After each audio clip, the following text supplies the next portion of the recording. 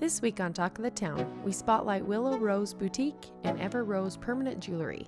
This mom and daughter's operation has lots of cute things to offer, and they'll be at Tremonton's Farmers Market this weekend. Don't forget about construction in the area, and be sure to check out sports highlights and coaches' interviews.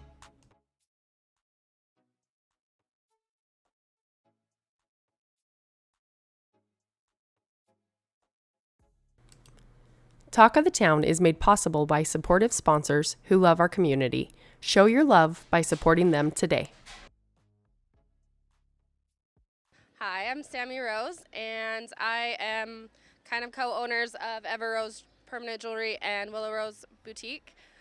We started Willow Rose Boutique because I wanted to design some fun stuff. So we did Disney princess swimsuits and dresses and dance costumes and baby blankets, just kind of all of that. And I talked my mom into taking my designs and bringing them to life. And then permanent jewelry is just a kind of a fun thing that I did with my sister. We do parties and farmers markets and just all the things. So, yeah. So tell us how Willow Rose came to life in the sense of when was it actually started and how long did you guys think on it before you put it into motion? 4 years. I just was like, we should do princess swimsuits. And so that's where it kind of started. Just designing on paper and then telling my mom what I wanted. And she did it. And we have an Etsy shop.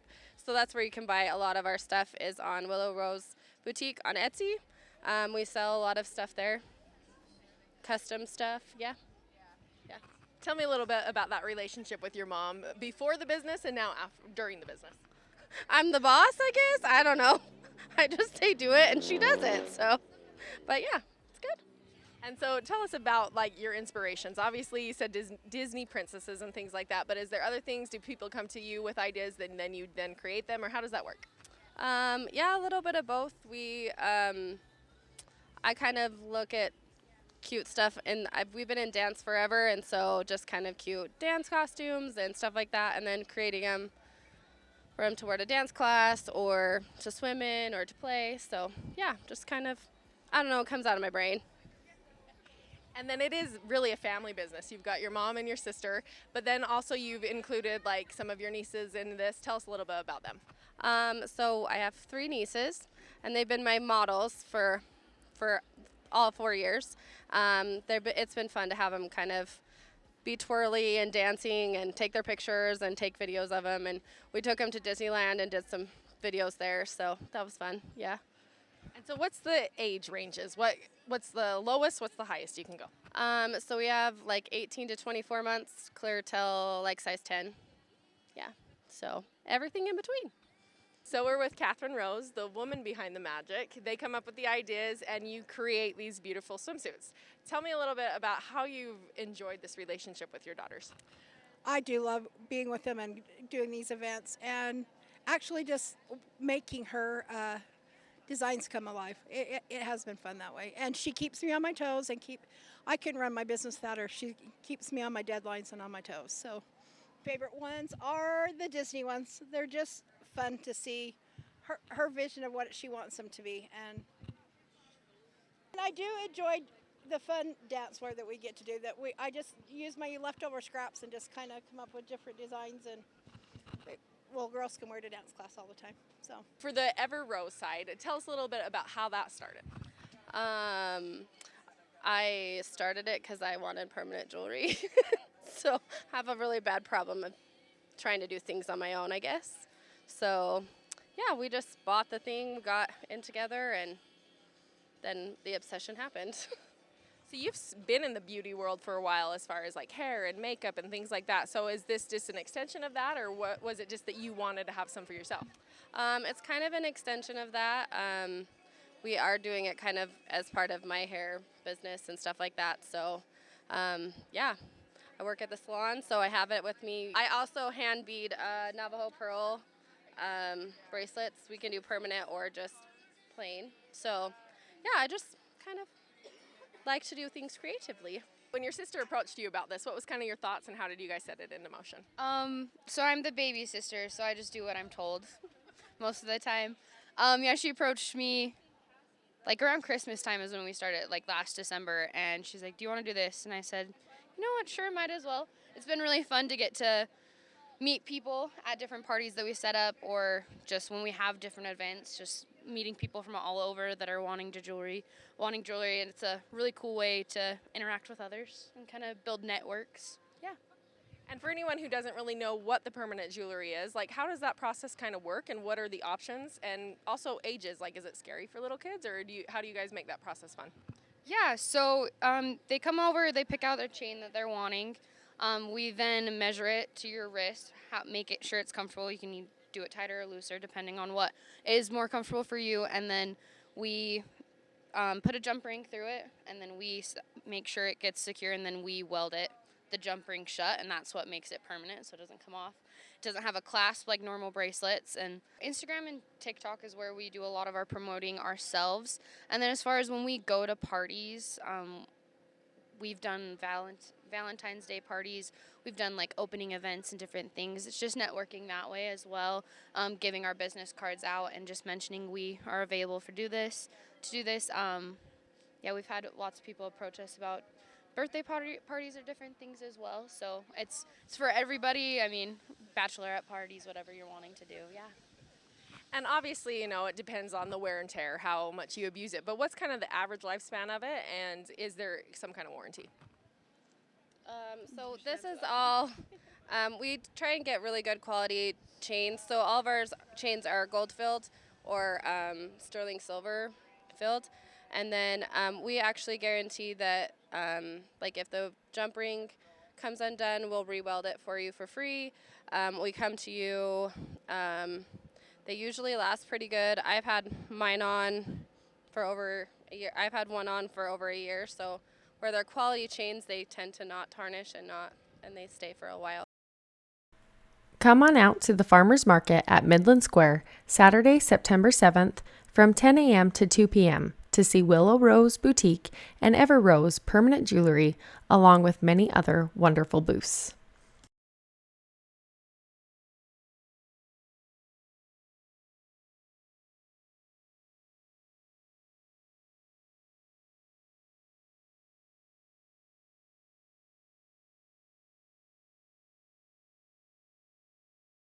Line trying to work it back over to the middle. Here's a one touch up, and Brooklyn Pawn will stop that one. Dean gonna work it back over to the middle on a pass, popped up and off the pole. Scary situation here for the Lady Bears, and Roberts will do a little one-on-one situation here, and Brooklyn Pawn slows it down and deflects it enough to roll out of it. Cleared back out to the far side, back in, the one-touch shot up and into the hand. Into the corner, Allen pushing it back, and another collision. To the corner, here's a drop, here's Dean, and another good block here by Roberts. The defense, and over the middle, another good stop. Reynolds again, but this time stopped by Brooklyn Pawn. Close to 9.5 now, another quick shot, this time by Dean, and Pawn able to get down. Lift it up, here by Bear, and there's a slide tackle here from Crowder. Shanks on the far side. Okay, to the middle once, one touch again. Another Jenks kicks it into another gear. Still on the left side here, slows it up into the middle, cleared out here by Olivia. Comes out of nowhere. It's here on this near side, back over to the middle, and a collection, but a stop on the on Saker from the right side into the hands of Brooklyn. Reynolds gets a leg on it. Bear tries to send it back, and it's another deflection back over to Hunsaker. With time, with a shot. This one will miss. It's on the block here. Grayson. Grayson's little fancy footwork. So obviously not the way you wanted this one to play out, but you guys had a great first half. Tell me what the difference was in that first half and that second half. I think the first half, or the second half, we came out too comfortable. We played a really, really good first half, and I think we were leaning on that. And I just think we came out on our heels a little bit. And then when we got scored on quickly, we were like, oh, crap, this didn't happen this quickly in the first half. So I think in the second half, we just came out a little too comfortable. And then Your defense obviously had a lot of time to play against a tough offensive team. Tell me a little bit about the things you were happy to see with your defense today. Yeah, I think just the persistence. They were pushing 9 players up into their attacking third, our defensive third. So that's a lot of work for them. And I think their persistence is something that I was really, really proud about.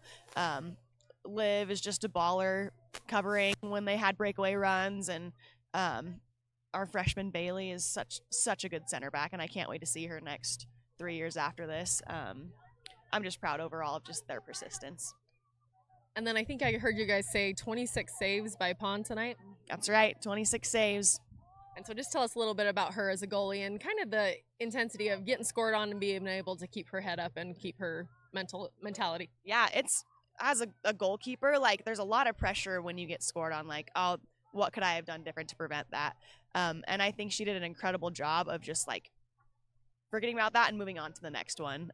That's a hard thing to do, especially when you're getting scored on so quickly like we did in the first 10 minutes of the game.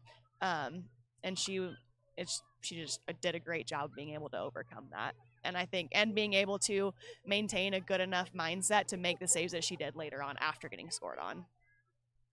And then obviously not as many shots on goal as you would have liked, but there was an intensity, even being sit down 6-0 in the last minutes. Tell me a little bit about your offense and the desire to make it not a shutout. Yeah, so we have scored in both of our region games so far, Green Canyon and Skyview. And so I think just know that they have the ability to score against these teams, and having that confidence in ourselves helps us push through in those situations, that even though we're down 6-0 and there's 20 minutes left in the game, like that doesn't mean the game's lost. Like there's still 20 minutes left to play. And it's just the hope that that they have this year, that they can keep pushing through and be successful. I think that's what kept them going. And so what in your mind needs to be cleaned up to be able to be prepared for these tough region games? I think just being able to be adaptable in games. These teams play very intelligently. Like we haven't seen a team yet push 9 up like they did. They left one center back deep, which we are not used to seeing. So being able to recognize that and adapt to how to play against teams that will run a system like that. So just being intelligent in their play as well and just adaptable. Behind is Buchanan, so the quarterback can run it as well. Here's a little pump fake, and he'll scramble out, but not get too far, as that's a first sack here for Bear River. Tyre looking across the middle of the field, almost another pick, but it gets through the hand of the Vikes over the defense and into the Tatum again. Good blocking here for Bear River, gets to the edge. Tatum Stevens to the 50, maybe just a yard. Here's your quick pass over to Cash Avery. Gets on the other side of the 50. All right, pulls it back out, go back over to Cash Avery. A frame race to do first down. Takes it to the far side. And it's going to be wrapped up just inside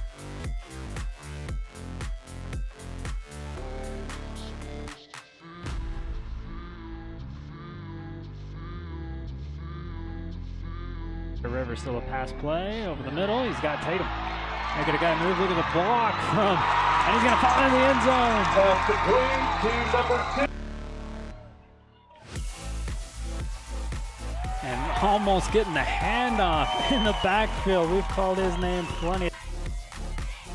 3 wideouts with Breger at the bottom. He'll go to Eli. Tyre will roll out to his right. Try to give it a Cash Avery. He tries, pulls it in with one arm. Avery for the Bears. Avery in motion. Eli stays up top. Quick slant. Here to Tatum.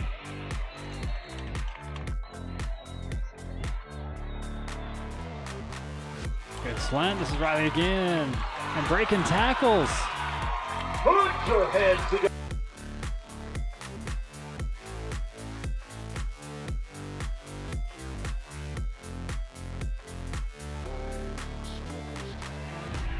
Second down.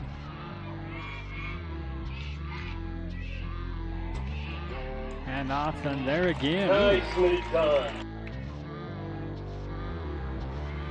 I didn't listen to you, Joe, and it ends up in a sack here from for the Box Elder Bees.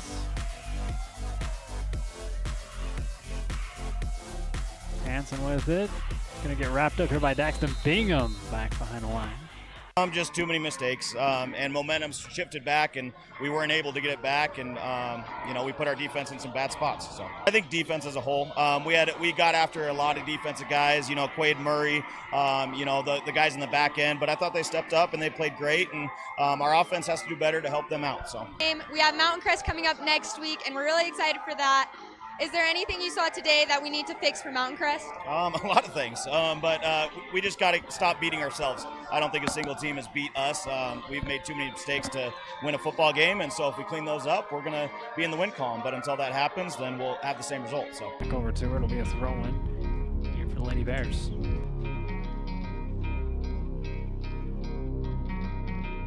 On a bounce, it's going to find its way in. A goal.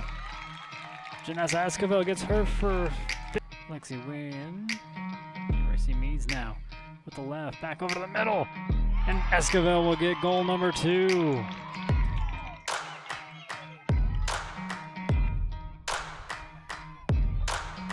There's some other shot. Nice stop there by Owen Crowther. Trying to get it in. Gracie with a one touch and drops it in. Gracie Meads gets goal number 3 this evening. First one for her. First off, great game, Coach. You really killed it. I liked how you said you really wanted to start fast, put the game away early, and I feel like you accomplished that really well. Do you have anything to say about that? I just agree with that. I think we came out strong the way that we hoped we would. I think Logan has a good program, but I think it's the confidence in us knowing that we can compete with them that kind of brought the competitive drive today. So I think we really did come out strong and knew that this is a game that we could win. Yeah, that's great. I really liked how you said you wanted them to bring the home field confidence, and I felt like you brought that, and it just showed that you guys know your field and you know how to play it well. So first off, Janessa had a really great game. She was killing it offense and defense. The Mead sisters. It was just a really good game offensively, and then we had Emily in goal. That was really good. Do you have anything to add about that? I would say like other players that also brought it were like Addie Allen, Miley Reese, I think Bailey Roberts, one of our freshmen. I've talked about her before too. I just think overall we had a well-rounded game. I think everybody who stepped on the field today brought their best. This is your first region win. How are you going to carry your momentum from your first region win into your next game? I'm hoping that the confidence just carries over. Getting that win, I think, is such a hurdle for them. And I think hoping to just bring that forward, just that confidence, knowing that they can compete and also get wins in this region. I'm hoping that they just know that they can do it and they can bring it from games here on out. What can we expect at the Mountain Crest game? It's going to be a tough game for sure. They just beat Green Canyon, and Green Canyon's the reigning state champs, and I think Mountain Crest has a really good program this year. So we just have to know, they're going to bring it 100%, and we just have to exceed that. Janessa, you are our girl player of the game. You absolutely killed it.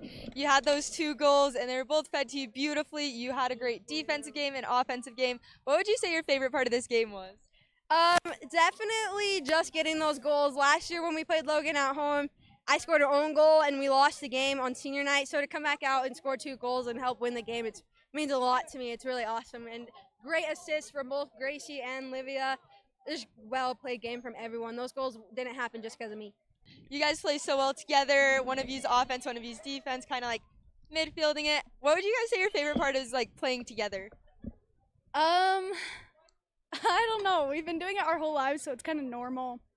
I don't know. I don't know. I just say I really like it. I think we can talk about stuff that not a lot of other people can, and we just have that chemistry that we don't even have to know where the other person's going. We just kick it and know they're there. I just like having someone that's super reliable. I could just kick it on her side and I know she's going to get it, even if probably I wouldn't even get that if I kicked it, but I just know she will. So it's nice to have someone that reliable on this side. That's awesome, and I bet it's so nice that you guys can root for each other, and you've been there through everything with each other. That's awesome, and both of you had an amazing assist today, and you had a goal. What would you guys say is your favorite part about the assisting and stuff? So personally, I like to play a little less selfless. I'd rather the assist than the goal. So I always look for that pass, that pass that JJ was right there. I know JJ's gonna be there, and she was, and she scored. So that makes me happier to see other people score and me create that option to score. You also had an assist, which I think is so cool because you played defense. I enjoy going up the field. It's a lot more exciting. I'd say defense can get boring in games like this. So it's exciting to get open for a pass. When my coach tells me to go take a free kick or a corner kick, I'm like, oh, yes. And so then I don't know, I just saw that middle straight open. I'm like, I think I could play this one on the ground, and I did, and it worked. So